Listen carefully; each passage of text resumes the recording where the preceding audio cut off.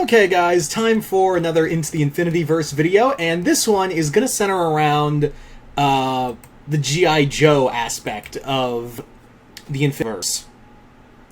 Now, when Jason and I were building this fanfiction universe, the three major ones we thought about, like, where they were going to show up, because they were kind of going to be like the progenitors for everything in the Infinityverse, were Transformers, G.I. Joe, and the Inhumanoids. So, they were among the... G.I. Joe was among... In our timeline, you see, we actually have a timeline in the Infinityverse. In our timeline, G.I. Joe didn't start in the 80s, you see. It didn't start in the 80s. It actually started in 2002. Yeah. Why 2002? Because it was a post-9/11 era, and essentially... America was kind of, the world, not just America, but the world at large was kind of like on edge after a terrorist attack. And in our continuity, like less than a year, like we're early to midway through 2002, Cobra showed up. Yeah, in our continuity, Cobra didn't appear until 2002. So in response, G.I. Joe was created. So let's talk a bit about the Joes. So the Joes are... came first before the Infinity League, much like with the Autobots and the Earth Corps from Inhumanoids.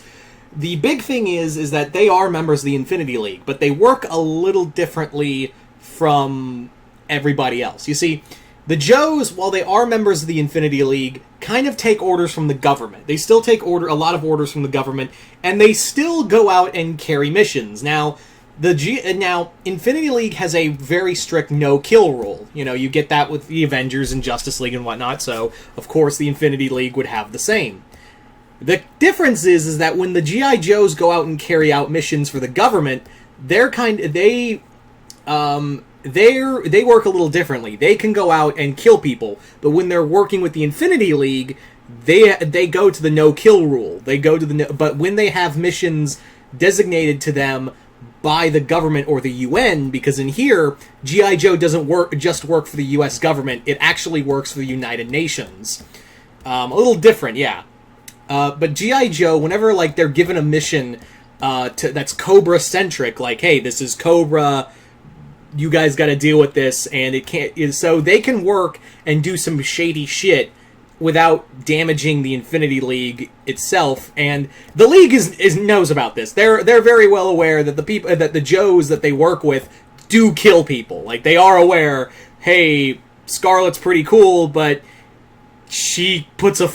last week she put a fucking bullet through some guy's face probably, but they won't tell us. So yeah. There's also that we've built up is that no one really knows a lot about Snake Eyes. Like, he's known by the Infinity League, but he's not really known by everybody. Like, Snake Eyes is really super stealth and handles a lot of the, shall we say, quieter missions that the Joes and the League work on. So Snake Eyes is only he's hardly seen on Skyward Tower, the orbital base for the Infinity League. He is hardly seen at all there. But people do know about him, but not a lot. Like, people know there's a guy named Snake Eyes, but a lot of people haven't seen him, because he's not a social person. He is still, with Scarlet. Yeah, him and Scarlet are still a thing. General Abernathy is the leader of the G.I. Joes, but he's the go-between between the UN and G.I. Joe. He doesn't really have a lot of power over the Infinity League. They're kind of their own thing, but he does work closely with them, but he does handle more of the Joe stuff. But yeah. General Abernathy, also known as General Hawk to all the Joe fans out there. So yeah, so you may be wondering, well, where do the Joes' loyalties lie? With the Infinity League or, the United Nations? That'll get answered later on down the line. But yeah, as it stands, the Joes are members of the Infinity League. Now, you're probably wondering, what about Cobra?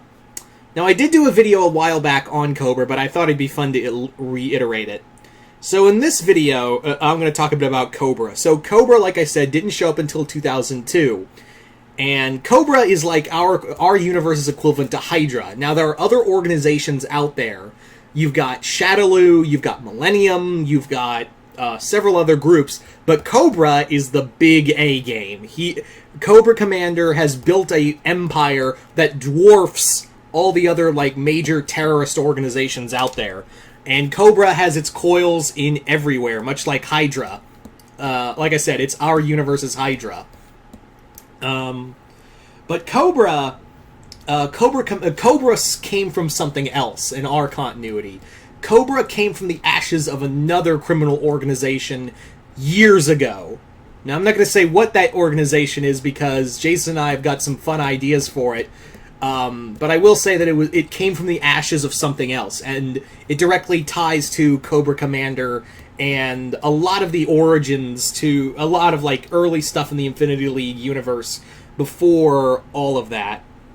Also, if you're wondering, is this based more of the 80s cartoon, or is this like is this like the IDW? It's an amalgam. The G.I. Joe stuff we use in here is more or less an amalgam of IDW mixed with the 80s cartoon, with a little bit of Resolute, and like it cherry picks. This is the thing about, and I'll talk about this in a Transformers video and Into the Infinityverse, is that we kind of cherry picked of what we liked from, because it's not like with the other shows and whatnot, or animes or whatever else we used, is that, oh, we pick and choose a few things, but for the most part, it's usually shows that are in canon, or stuff that ended and we're keeping to that canon. It's not like we're but with Transformers and G.I. Joe especially, we're cherry picking, and it's kind of a Frankenstein amalgam of all these different continuities put together.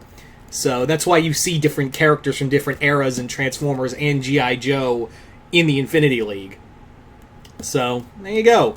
I'd talk more about it, but yeah, I don't want to spoil some other stuff that may or may not be coming in the future. But you guys tell me in the comments below, what did you guys think of it? Like it, hate it, comment below, let me know. And once again, I'm Mr. Multiverse. I'll see you next time in the Multiverse.